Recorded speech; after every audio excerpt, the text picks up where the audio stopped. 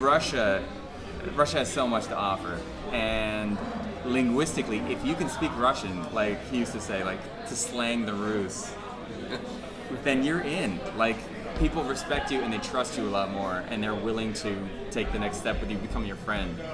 And like we talk about at orientation, like in America, Americans came up with whatever, Facebook, and you have your 150,000 friends on Facebook. But are they really your friends? The word friend in Russian, drug, you don't have that many friends. And you guys know what I'm talking about. Oh yeah, absolutely, totally. Like, it's. Go ahead and talk about that. Sorry, I'm talking too much.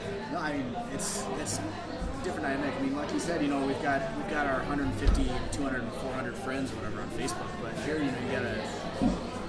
It's all about trust. I mean, like they have verbs to become friends, and you have acquaintances and people you kind of know, and then friends, and it's completely different from America. Like, you just meet a guy and you assume they're your friend, but in America, but here it's you actually have to go through that. Don't you think there is a little more distance in America between people when you meet them than it is in Russia? I totally agree. Exactly. Yeah, absolutely, I mean, yeah. there's both physically and kind of metaphorically distance between people. I mean, in Russia, the people are closed, as they should be, because you're not friends immediately. If you see somebody on the street, you're not just gonna be like, oh, hey, how are you doing? Like, how's everything going? How's your family? Because you don't know them. But the second you know them, you kind of cross this threshold. And at that threshold, that maybe not be friendship even. That might be acquaintanceship. That you have all these different levels in Russian. It's very hard, not hard, but it's kind of a special thing to be somebody's group, somebody's actual friend. It's actually an important thing in Russian culture. Whereas in American culture, I got 9,000 friends on Facebook.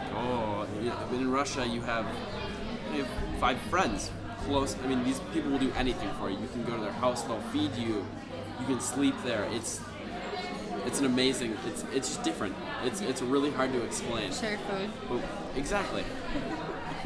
When you come here, It's you like can a very experience important it. point It's for just, everyone. The thing is, though, it's like it really depends on the student.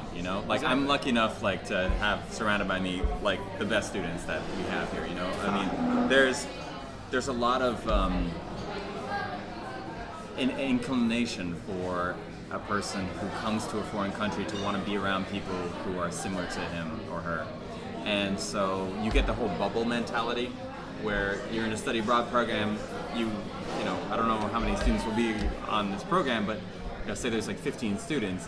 Because you know each other, you want to get to know each other better, you kind of spend your time with those 15 people in this little bubble and you move around. The topics that people are talking about here, like the friendship and stuff, that only really comes when you take a leap outside of the bubble. You take the leap to like Brent was like, you got to hook me up with this guy to play hockey, because that's what I do, and I know that I'm going to learn Russian better playing hockey. And Tim said the exact same thing. So it's that jumping outside the bubble, doing something in a completely different atmosphere where you're the only American in a group of like 30 guys. That's where you start learning the language better, and that's where you start learning things about Russian culture. And one of my best friends in the entire world now is a Russian dude named Zhenya. Goloshikov. Yeah. Goloshikov. This dude is like, I mean, yeah, he speaks English great.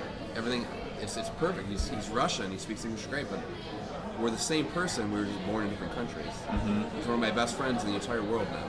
I mean, he will admit the same thing. I think once you reach that point with a Russian person, it's over, in a good way. I mean, Yeah. It's a point of no return. In a good way. Yeah, in a good way. Because they're gonna get your back for you no matter what, and you better have their back too. Exactly. Like, yeah.